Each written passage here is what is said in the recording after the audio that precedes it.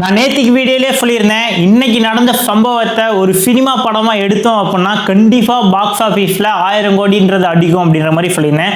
அதே கான்செப்டில் நேற்று நடந்த சம்பவத்தை ஒரு படமா எடுத்தோம் அப்படின்னா நேற்று எடுத்தது ஃபர்ஸ்ட் ஹாஃப், இன்னைக்கு வந்தது செகண்ட் ஹாஃப்ன்ற மாதிரி தான் இன்னைக்கு சம்பவம் எல்லாமே அமைஞ்சிருக்கு. நானும் காலையிலேருந்து வந்த நியூஸ் எல்லாமே கலெக்ட் பண்ணிட்டு சரி இன்னைக்கு என்னென்னலாம் நடந்திருக்குன்னு சொல்லிட்டு ஒரு லிஸ்ட் போட்டால் ஒரு 11 பாயிண்ட் வருது. என்னடா இன்னைக்கு இவ்வளோ சம்பவம் நடந்திருக்கு அப்படின்ற மாதிரி எனக்கே இவ்வளோ ஆச்சரியமா இருந்தது. ஸோ இதன் அடிப்படையில் இந்த வீடியோ வந்து நம்ம இன்னைக்கு 2 கேட்டகிரியாக பிரிக்க போகிறோம். என்னென்னா பார்த்தீங்க அப்படின்னா ஃபஸ்ட்டு இன்னைக்கு என்னென்னலாம் நடந்ததுன்ற சம்பவம் 11 பாயிண்ட். நான் ஆல்ரெடி சொன்ன மாதிரி 11 சம்பவம் 4 லிஸ்ட்டு போட்டு வச்சுருக்கேன். ஸோ அது என்னன்றது பார்க்க போகிறோம். ரெண்டாவது பாயிண்ட் என்னன்னு பார்த்தீங்க அப்படின்னா தமிழக வெற்றி கழகம்ன்றது வந்து ஆட்சி அமைச்சு முதலமைச்சராக பதவி ஏற்றாச்சு. ஒவ்வொருத்தர் இன்னைக்கு வந்து எம்எல்ஏ எல்லாம் பதவி ஏற்றாங்க, எல்லாமே முடிஞ்சு. ஓகே, இந்த ஆட்சி வந்து தொடரணும் அப்படின்னா அது நாளைக்கு வந்து நடக்கக்கூடிய நம்பிக்கை வாக்கெடுப்பில் டிவிக்கு ஜெயிச்சதுன்னா மட்டும்தான் அது நடக்கும். நாளைக்கு நடைபெறக்கூடிய நம்பிக்கை வாக்கெடுப்பில் டிவிக்கு தோத்தாங்க அப்படின்னா இந்த அரசு அவ்வளோதான், இதோட ஊற்றி மொழிகிட்டு க்ளோஸ் பண்ணிட்டு போயிட்டே இருக்க வேண்டியதான். மறுபடியும் எலெக்ஷன்றது வந்துடும். அப்புறம் கவர்மெண்ட் எல்லாமே ஆளுநர் கட்டுப்பாட்டில் போயிடும். அதுக்கடுத்து மறுபடியும் எலெக்ஷன் வச்சு இந்த மாதிரி ஒரு பெரிய லாங் ப்ராசஸ், அந்த தலைவலிக்குள்ளே போகக்கூடாது அப்படின்னா தமிழக வெற்றி கழகம் நாளைக்கு வந்து எம்எல்ஏ பதவி வந்து அதாவது எம்எல்ஏக்கெல்லாம் வந்து ஓட்டு போட்டு தமிழக வெற்றி கழகம் ஜெயிச்சா மட்டும்தான் நடக்கும். ஸோ இந்த நம்பிக்கை வாக்கெடுப்புன்றது எப்படி நடக்கும், இதில் வந்து நீங்கள் நினைக்கிற மாதிரி சாதாரண விஷயம் கிடையாது. எக்கச்சக்கமான ட்விஸ்ட் அண்ட் டர்ன் எல்லாமே இந்த சம்பவத்தில் வந்து நாளைக்கு நடக்க போகுது. அது எல்லாமே வந்து டீட்டெயிலாக நான் இன்னைக்கு பேச போகிறேன். நீங்கள் வந்து இன்னைக்கு நடந்த சம்பவத்தை வந்து பார்க்கலைன்னா கூட பரவாயில்ல, ஸ்கிப் பண்ணிருங்க. டைம் லேப்பில் கடைசியில் நான் வந்து கீழே போட்டிருப்பேன், டுபாரோ சம்திங் ஏதோ நான் போட்டிருப்பேன்.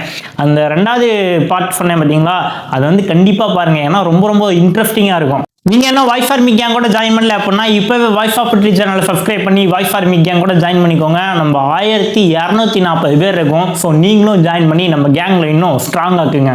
வளவலன்னு பேசாமல் டைரெக்டாக வீடியோக்குள்ளே போயிடலாம். ஐம் வெற்றி, உங்களை வாய்ஸ் ஆஃப் வெற்றி சேனலுக்கு வரவேற்கிறேன். யுனைடெட் ஃபார் ட்ரூத், உண்மை அறிய வாருங்கள்.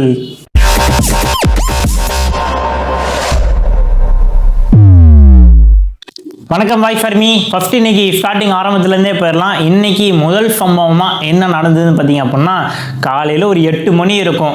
எஸ்பி வேலுமணி அவர்கள் தலைமையிலும் சிவி சண்முகம் அவர்கள் தலைமையிலும் அதிமுக தரப்பில் 30 எம்எல்ஏக்கள் வந்து செய்தியாளர்களை சந்திச்சாங்க. என்னடா இது காலங்கத்தாலே நேற்றே பார்த்தீங்க அப்படின்னா ஒரு டிபேட் போயிட்டு இருந்தது. ஆஹா, அதிமுக வந்து 2 கேட்டகரியாக பிரிஞ்சுட்டாங்க, கட்சி வந்து அவ்வளோதானா முடிஞ்சா அப்படின்ற மாதிரி எல்லாத்துக்கும் ஒரு டவுட் இருந்தது. அதுக்கு விளக்கம் தர வகையில் காலையில் ஒரு செய்தியாளர்கிட்ட என்ன சொல்லியிருந்தாங்க அப்படின்னா ஏடிஎம்கே ஃபஸ்ட்டு வந்து உடையாது, அதாவது இந்த கட்சின்றது எப்பயுமே நிலைத்திருக்கும், அதில் இருக்க எம்எல்ஏக்குள்ள வேணால் பிரிவினைகள் வரலாம், கட்சின்றது வந்து எப்பயுமே கடைசி வரைக்கும் நிலைச்சிருக்கும் அப்படின்ற மாதிரி சொல்லியிருந்தாங்க. இதில் அவங்க என்ன சொல்லியிருந்தாங்க அப்படின்னா விஜய் அவர்கள் வந்து முதலமைச்சராக ஜெயிச்சு பதவி வந்து வந்தாச்சு. அப்போ வந்து மெஜாரிட்டி வந்து அவருக்கு தான் அதிகமாக இருக்குது, 108 சீட்டு. அதுக்கப்புறம் நிறைய பேர் வந்து ஆதரவுலாம் தந்தாங்க. இப்போ ஆளுநர் என்ன சொல்லியிருந்தாரு அப்படின்னா ஒருவேளை விஜய் அவர்களால் ஆட்சி அமைக்க முடியல அப்படின்னா நீங்கள் வந்து ஏடிஎம்கேவாக இருந்தாலும் டிஎம்கேவாக இருந்தாலும் 2 பேரும் நீங்கள் எதிர்க்கட்சியாக இருந்தால் கூட கூட்டணி சேர்ந்து நீங்கள் வந்து மெஜாரிட்டி எங்ககிட்ட காமிச்சிங்க அப்படின்னா நீங்கள் ஆட்சி அமைக்க முடியும் அப்படின்ற மாதிரி ஆளுநர் வந்து சொல்லியிருந்தாரு. ஸோ அதன் அடிப்படையில் எடப்பாடி பழனிசாமி என்ன சொல்லியிருக்காரு அப்படின்னா அவங்களோட எம்எல்ஏக்கள் கிட்ட நம்ம இந்த மாதிரி டிஎம்கே கூட போய் சேர்ந்துட்டோம் அப்படின்னா நம்ம தான் மறுபடியும் ஆட்சி அமைப்போம், என்னோட தலைமையிலான முதலமைச்சர் ஆட்சின்றது மறுபடியும் தமிழ்நாட்டில் நடக்கும் அப்படின்ற மாதிரி இது வந்து சொல்லப்படுது. யார் சொன்னாங்க அப்படின்னா எஸ்பி வேலுமணி அவர்களும் சிவி சண்முகம் அவர்களும் காலையில் நீ செய்தியாளர்களை சந்திச்சு சொன்னார். இந்த மாதிரி அவர் வந்து நடந்துக்கிட்டது வந்து எங்களுக்கு பிடிக்கல, திமுக வந்து எங்களோட நேரடி எதிரிக்கிடையே போய் வந்து ஜாயின் பண்ணிக்கலாம் அப்படின்ற மாதிரி எடப்பாடி பழனிசாமி அவர்கள் சொன்னதில் எங்களுக்கு துளி அளவு கூட விருப்பம் இல்லை. அதனால் அவரோட கருத்துக்கு வந்து நாங்கள் எதிர்கருத்து தெரிவித்து 30 எம்எல்ஏக்கள் நாங்கள் வந்து விலகி கொள்கிறோம்.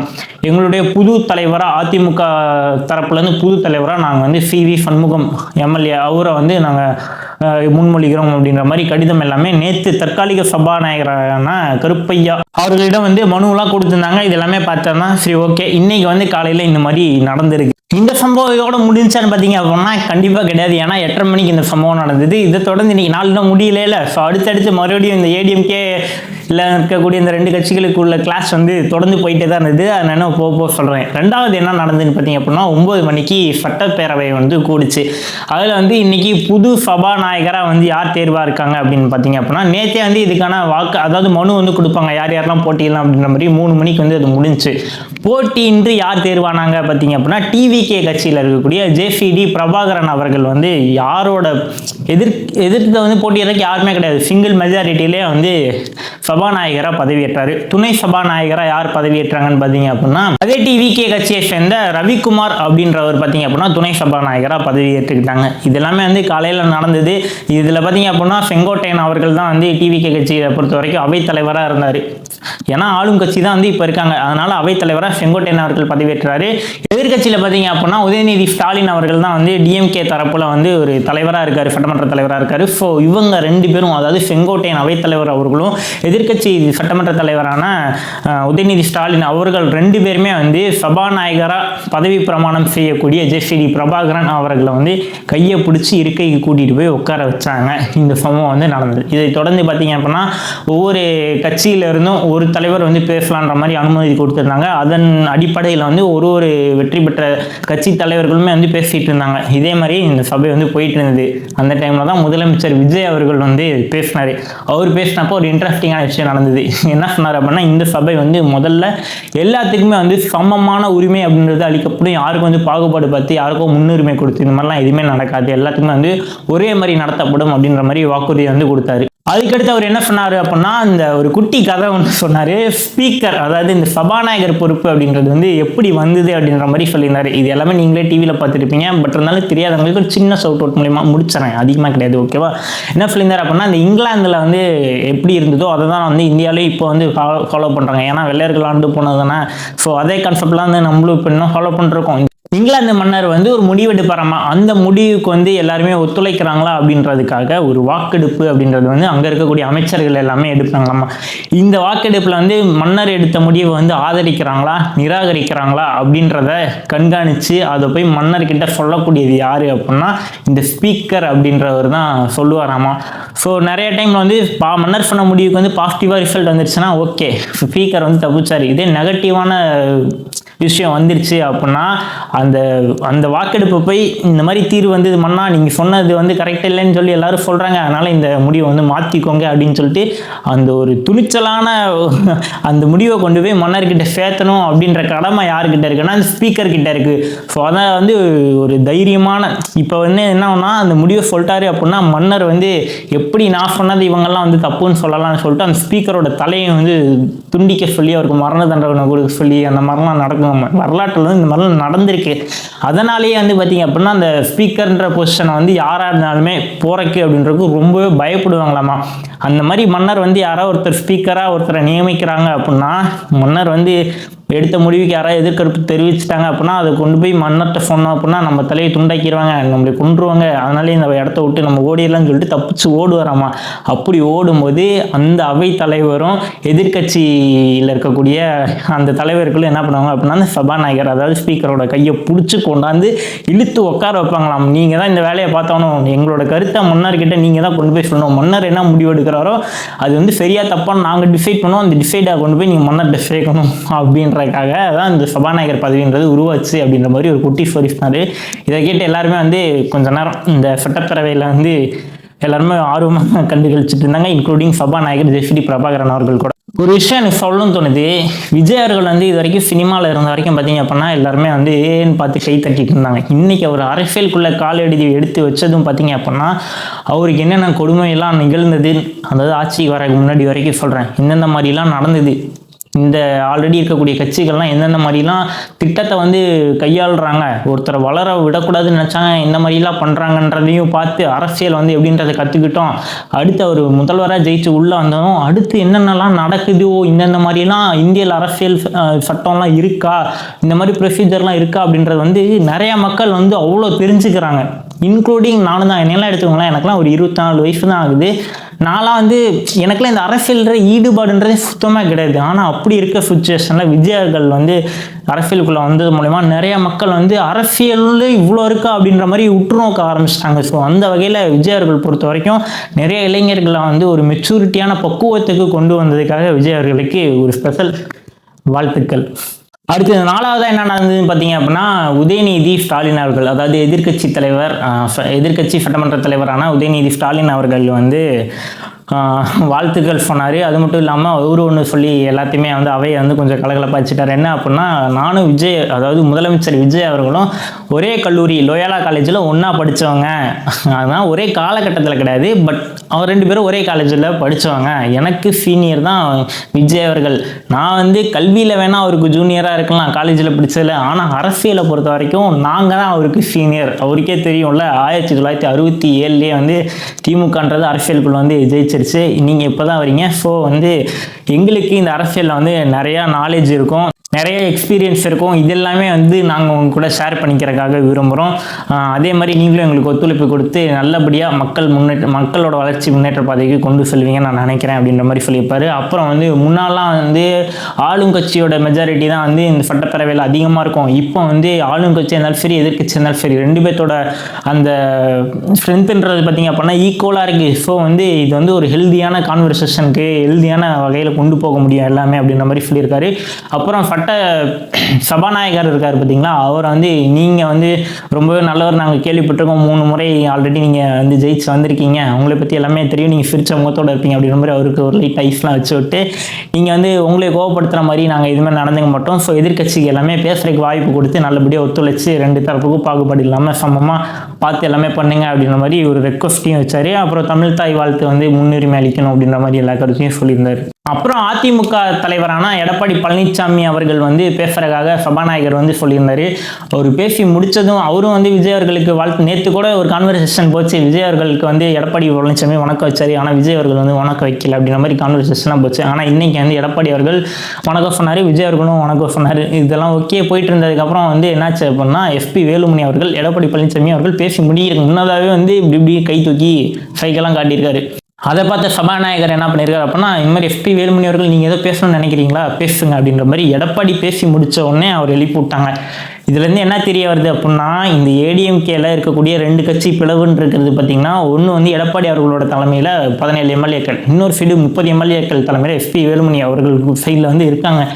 ஸோ வந்து இந்த சட்டப்பேரவையில் வந்து என்ன சொல்லியிருந்தாங்க அப்படின்னா, கட்சிக்கு ஒருத்தர் மட்டும்தான் பேசணும் அப்படின்ற மாதிரி சொல்லியிருந்தாங்க. அந்த வகையில் ஒரு கட்சிக்கு ஒரு தலைவர்கள் பேசிட்டு இருந்தாங்க. ஆனால் ஏடிஎம்கேன்னு வரும்போது எடப்பாடி பழனிசாமி அவர்களை பேசுமாறு சபாநாயகர் வந்து வலியுறுத்தினார், அவரும் பேசினார். ஆனால் அந்த டைமில் எஸ்பி வேலுமணி அவர்கள் உள்ளே வந்து என்ன பண்ணார் அப்படின்னா, கட்சியோட தலைவர் இனிமேல் நான் தான், எனக்கு தான் மெஜாரிட்டி 30 எம்எல்ஏக்கள்லாம் இருக்காங்க, ஸோ இனிமேல் கட்சியோட ஏடிஎம்கே கட்சி தலைவராக வந்து நான் தான் இருப்பேன் அப்படின்ற மாதிரி அவரே வந்து அவர் பண்ண செயல்கள் வந்து பார்த்தீங்க அப்படின்னா அந்த மாதிரி தான் இருந்தது. ஸோ இதுலேருந்தே தெளிவாக தெரியுது, ஏடிஎம்கே வந்து ஒரு நிலையான நிலைப்பாட்டில் எல்லாம் 2 கட்சியாக பிரிஞ்சிருச்சு அப்படின்ற மாதிரி நமக்கு எல்லாத்தையுமே ஓப்பனாகவே தெரிய வருது, மறைமுகம்லாம் இல்லை, ஓப்பனாகவே தெரிய வந்துருச்சு. அடுத்து 6வதாக பார்த்தீங்க அப்படின்னா, பிரேமலதா விஜயகாந்த் அவர்கள் அவங்க என்ன சொல்லியிருந்தாங்க அப்படின்னா, எப்பயுமே வந்து எதிர்கட்சிக்கும் வந்து நீங்கள் சபாநாயகர் அவர்கள் வந்து நடுநிலைமையாக செயல் பண்ணணும், வாய்ப்பு நிறையா கொடுக்கணும் பேசுறதுக்கு. அதுக்கப்புறம் கேமரா வந்து எப்பயுமே வந்து ஆளுங்கட்சியை மட்டும் ஃபோக்கஸ் பண்ணியிருக்கக்கூடாது, மித்த கட்சிகளையும் வந்து ஃபோக்கஸ் பண்ணியிருக்கணும் அப்படின்ற மாதிரி சொல்லியிருந்தாங்க. அப்புறம் வந்து இனிமேல் சட்டப்பேரவையில் என்னென்ன நடந்தாலுமே டிவியில் வந்து லைவ் டெலிகாஸ்ட் பண்ணணும், மக்களுக்கு வந்து அது எல்லாமே என்ன நடக்குது அப்படின்ற மாதிரி தெரிஞ்சுக்கணும் அப்படின்ற மாதிரி சொல்லியிருந்தாங்க. அதுக்கப்புறம் அவங்களும் வந்து தமிழ்நாட்டில் தமிழ் தாய் வாழ்த்து தான் முன்னுரிமை அளிக்கப்படணும் அப்படின்ற மாதிரி எல்லாமே சொல்லியிருந்தாங்க. இந்த விஷயம்லாம் நடந்தது. அடுத்த 7 பாயிண்ட் என்னன்னா, புதிதாக தேர்வாக இருக்கக்கூடிய சபாநாயகரான ஜேசிடி பிரபாகரன் அவர்கள் வந்து பேசினார். நான் வந்து இந்த மாதிரி எல்லாத்துக்குமே சமமாக இருப்பேன், எல்லாருமே நீங்கள் என்ன நம்பலாம் அப்படின்ற மாதிரி சொன்னார். அதுவும் இல்லாமல் முதலமைச்சர் விஜய் அவர்களுக்கு ரொம்ப நன்றி தெரிவித்தார். அவர்னால தான் 1000 விளக்கு தொகுதியில் மக்கள் வந்து எனக்கு சப்போர்ட் பண்ணாங்க, ரொம்ப ஒரு கடுமையான தொகுதி, அதில் வந்து நான் ஜெயிச்ச காரணம் முதலமைச்சர் அவர்கள் தான், நான் என்றைக்கும் அவருக்கு ரொம்ப இதாக இருப்பேன், நேர்மையாக இருப்பேன் அப்படின்ற மாதிரி சொல்லியிருந்தார். ஓகே, இது வந்து இன்னைக்கு வந்து சட்டப்பேரவையில் நடந்த விஷயம். இதை தாண்டி என்ன நடந்தது அடுத்த டாபிக்குள்ளே போகலாம். அடுத்த பாயிண்ட் 7வது பாயிண்ட் பார்த்தீங்க அப்படின்னா, இந்த திருப்பத்தூரில் டிவிகே எம்எல்ஏயான ஸ்ரீனிவாச சேதுபதி அவர்கள் வந்து பார்த்தீங்க அப்படின்னா 1 ஓட்டு வித்தியாசத்தில் கருப்பண்ணன் எம்எல்ஏ அவர்களை வந்து தோக்கடித்து வெற்றி பெற்றார். இது சம்மந்தமாக டிஎம்கே தரப்புலேருந்து கேஸ் போட்டிருந்தாங்க. ஸோ அதில் வந்து இன்றைக்கி வந்து என்னென்னா அந்த கேஸ் வந்து எடுத்து விசாரிச்சிருக்காங்க. அதில் டிஎம்கே தரப்பில் என்ன சொல்கிறாங்க அப்படின்னா, தபால் ஓட்டுகள் வந்து நீங்கள் சரியாக எண்ணலை, அதில் எண்ணிருந்தீங்க அப்படின்னா சரியான, அதாவது ஈக்குவலான்ற மாதிரி வந்திருக்கும் ரிசல்ட்டு, அப்போ வந்து குலுக்கல் முறையில் தேர்ந்தெடுத்து யாரோ ஒருத்தர் வந்து வின் பண்ணியிருப்பாங்க, நீங்கள் பண்ணது வந்து தேர்தல் ஆணையம் வந்து இந்த இடத்துல நடந்துக்கிட்டே சரி கிடையாது அப்படின்ற மாதிரி அவங்க தரப்புலேருந்து சொல்லியிருக்காங்க. ஸோ இதுக்கு கோர்ட் சைட்லேருந்து என்ன சொல்லியிருக்காங்க அப்படின்னா, ஓகே அந்த கேமரா ஆவணங்கள்லாம் எடுத்திருப்பாங்களே, ரெக்கார்டிங்லாம் இருக்கும்ல, மக்கள் வாக்கு எண்ணிக்கையும் போது நடைபெற்ற அந்த ரெக்கார்டிங் எல்லாமே அது, அப்புறம் இந்த தபால் வாக்கு எண்ணிக்கையும் போது நடைபெற்ற அந்த கேமராவில் ரெக்கார்ட் பண்ணது, இது எல்லாமே கொண்டாந்து சமர்ப்பிங்க, நம்ம வந்து அதை கண்காணிச்சுட்டு அதை பொறுத்து அடுத்து பார்த்துக்கலாம் அப்படின்ற மாதிரி மனுவை வந்து தள்ளுபடி பண்ணி வச்சிட்டாங்க. அது வரைக்கும் என்ன சொல்லியிருக்காங்க அப்படின்னா, அந்த சீனியர் சேதுபதி அவர்கள் வந்து சட்டப்பேரவையிலையோ இல்லை இந்த கட்சி சம்மந்தமாக எங்கேயுமே நீங்கள் வந்து இன்வால்வ் ஆகக்கூடாது அப்படின்னு சொல்லி அவரை வந்து தனிமையில் நிறுத்தி வச்சிருக்காங்க. அதாவது எங்கேயுமே போகக்கூடாது அப்படின்னு சொல்லிட்டு அவரை ஸ்டாப் பண்ணி வச்சிருக்காங்க. அதுக்கடுத்து 9ஆம் பாயிண்ட் என்னன்னு பார்த்தீங்க அப்படின்னா, விஜய் அவர்கள் சட்டப்பேரவையெல்லாம் முடிச்சுட்டு மதியானம் ஒரு 3 மணி இருக்கும், IUML அதாவது இந்தியன் யூனியன் முஸ்லீம் லீக் கட்சி தலைவரான காதர் மொஹிதீன் அவர்களை வந்து சந்திக்கிறதுக்காக அவரோட ஆஃபீஸ்க்கு வந்து போனார். அதை முடிச்சுட்டு அடுத்து காங்கிரஸ் ஆஃபீஸ்க்கு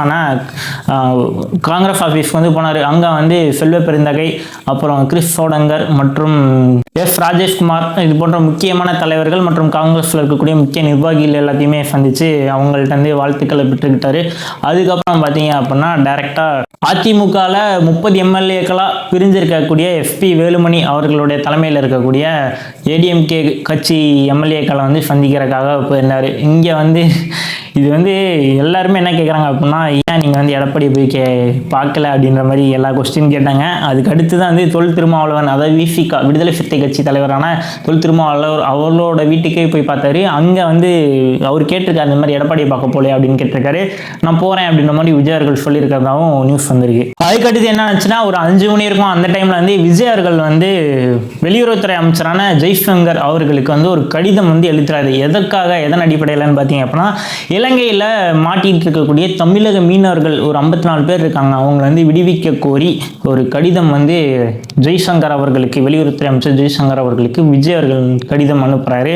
இது வந்து பார்த்திங்க அப்படின்னா, தமிழக மீனவர்களோட குடும்பத்தில் வந்து அவங்களுக்குலாம் பார்த்திங்க அப்படின்னா ஒரு நிம்மதி இருக்கும், நல்ல வேலை நமக்கு சப்போர்ட் பண்ணி விஜய் அவர்கள் குரல் கொடுக்குறாரு, இது வந்து கண்டிப்பாக ஏதோ ஒரு ஆக்ஷன் நடக்கும் அப்படின்ற மாதிரி. ஏன்னா இலங்கை பாராளுமன்றத்தில் கூட விஜய் அவர்களுக்காக நான் கேட்டால் கட்சி தீவை கூட எழுதி வைக்கிறேன் அப்படின்ற மாதிரி அங்கே இருக்கக்கூடிய அந்த முக்கியமான தலைவர்கள்லாம் சொல்லுங்க, அதெல்லாம் ஒரு டிபேட்டாக போயிட்டு இருந்தது. ஸோ அந்த அளவுக்கு பார்க்கும்போது இலங்கை அரசும் வந்து தமிழ்நாடு இந்தியாவுக்கு இதுக்கு முன்னாடி எப்படி இருந்தாங்கன்றலாம் தெரியாது, ஆனால் விஜய் அவர்கள் புதுசாக ஆட்சிக்கு வந்தனால அவங்களும் கொஞ்சம் ஒத்து போய் எல்லாமே சமரசமாக போகிற மாதிரி வாய்ப்பு தெரியுது. ஸோ அதன் அடிப்படையில் தமிழக மக்கள் குறிப்பிட்டு சொல்ல போனால் அந்த மீனவர் குடும்ப மக்கள் எல்லாமே வந்து நிம்மதியை பெருமிச்சுட்டு இருக்காங்கன்னே சொல்லணும். அடுத்து கடைசி பாயிண்ட் 11ஆவது பாயிண்ட் என்னன்னு பார்த்தீங்க அப்படின்னா, இந்த தமிழகத்தில் இருக்கக்கூடிய முக்கியமான அரசு அதிகாரிகள், அதாவது DGP, அப்புறம் அந்த வருவாய்த்துறை அமைச்சர், இந்த மாதிரி நிறைய துறையில் இருக்கக்கூடிய முக்கியமான அமைச்சர்கள் எல்லாத்தையுமே பணியிடை மாற்றம் செய்ய சொல்லி உத்தரவு போட்டிருக்காரு. இதெல்லாம் வந்து தமிழ்நாட்டில் எந்தெந்த மாதிரி பெரிய பெரிய சேஞ்சஸ்லாம் கொண்டு வரும் அப்படின்றது தெரியல. இந்த டாபிக்லாம் சொல்லி முடிகிறக்குள்ளாரே மூச்சு வாங்குது. முதல்வன் படம் பார்த்த எஃபெக்ட் மாதிரி இருக்குது. இவ்வளோ விஷயன்றது இன்னைக்கு ஒரு நாளில் மட்டும் நடந்திருக்கு. நீங்கள் வாய்ஸ் ஃபார் மீ கேங் கூட ஜாயின் பண்ணணும் அப்படின்னா வாய்ஸ் ஆஃப் டி சேனலை சப்ஸ்கிரைப் பண்ணி இப்போவே ஜாயின் பண்ணிக்கோங்க. தெரியாதவங்க தெரிஞ்சுக்க voice of T channel subscribe பண்ணிக்கோங்க. ஸோ வாய்ஸ் ஃபார் மீ உங்கள் தட்டனை மறக்காமல் கீழே கமெண்ட் பண்ணுங்கள். இப்போ நான் கிளம்புறேன், அது வரைக்கும் பாய்.